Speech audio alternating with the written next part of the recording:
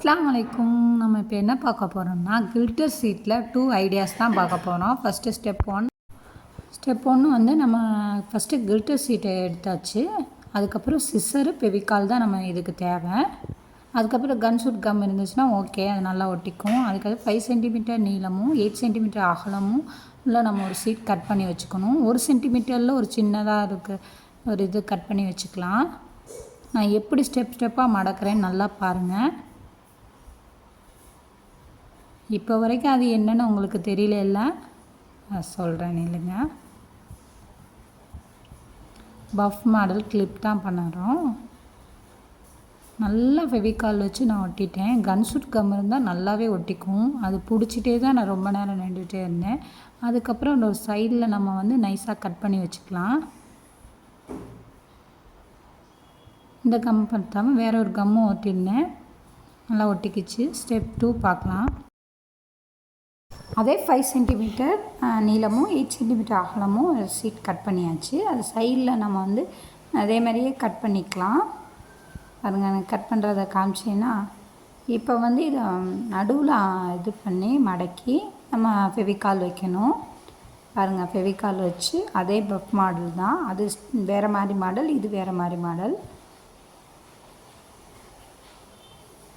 இங்கே ஒரு சைடு கம்மு, அங்கிட்டு ஒரு சைடு ஒரு கம் வச்சு நம்ம நல்லா நல்லா அவ்வளோ நேரம் தான் பிடிச்சிருந்தேன். அதுக்கு மேலே ஒரு துண்டு சீட்டு நான் கட் பண்ணியிருந்தேன்னா பாருங்கள் எப்படி நான் ஒட்டுறேன்ட்டு.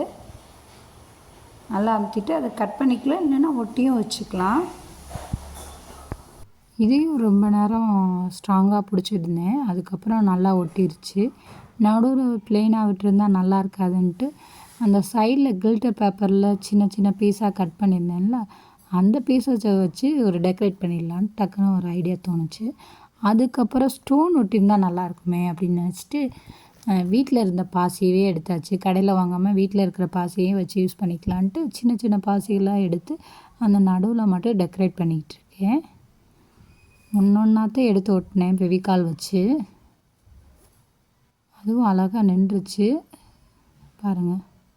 நல்லாவே உங்களுக்கு நல்லாவே தெரியும் ஒன்று ஒன்றா நான் எடுத்து ஒட்டிக்கிட்டு இருக்கேன்ட்டு.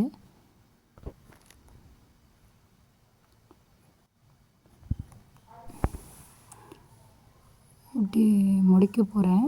ஆல்மோஸ்ட்டு நல்லா அழகாக நீட்டாக ரெடி ஆச்சு 2 பஃப் மாடலும்.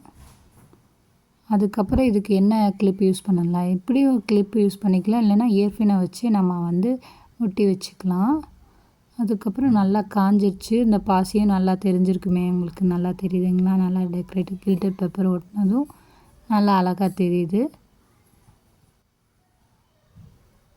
ஃபெவிகால் வச்சு நல்லா யூஸ் பண்ணியாச்சு. அதுக்கப்புறம் தலையில் நம்ம 2 வேணுமா 2ஐயும் குத்திக்கலாம், இல்லைன்னா 1 வேணுனாலும் குத்திக்கலாம். அதுக்கப்புறம் வீட்டில் பழைய வளையல் இருந்துச்சு, அதை எப்படி டெக்கரேட் பண்ணலான்ட்டு ஃபஸ்ட்டு ஃபெவிகால் ஒட்டி